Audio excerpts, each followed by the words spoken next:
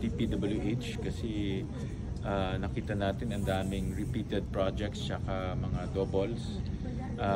Tapos nakita natin na marami ring projects walang station number. So that's worth about 341 billion na projects na generic lang yung title. So hindi na tayo papayag generic dahil nga naaabuso dito yung source ng ghost project. Kaya we requested them na lagyan din detalye. So i-present nila hopefully on Monday.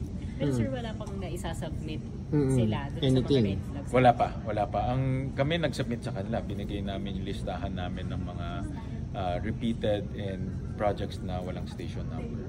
And then yung Public Attorney's Office, kasi wala yung head, so pupunta sila on Monday, tsaka yung in Labor Institute on Monday rin. And also the Senate will present their budget on Monday. Magbibigay ba kayo ng extension sa DPWH in case na hindi nila maibigay po lahat sa Monday? No, kung hindi nila mabibigay, tatapyasin namin on Monday. So for example, hindi nila mabigay yung station number, tatanggalin yun sa National Expenditure Program. So probably sir, yung 271 mawala lahat?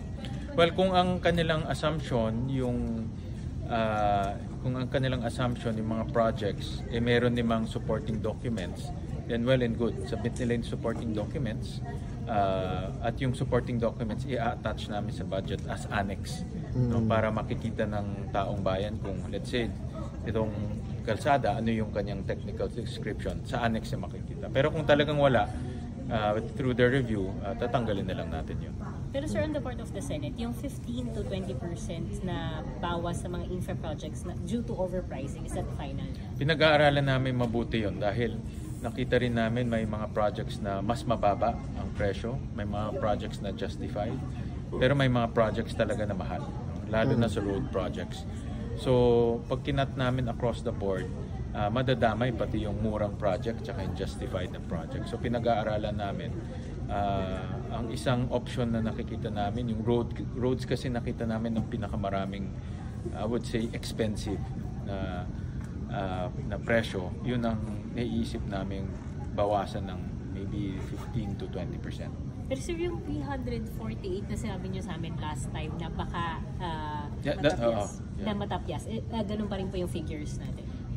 Yan ang magiging depende yan sa submission ng DPWH on Monday.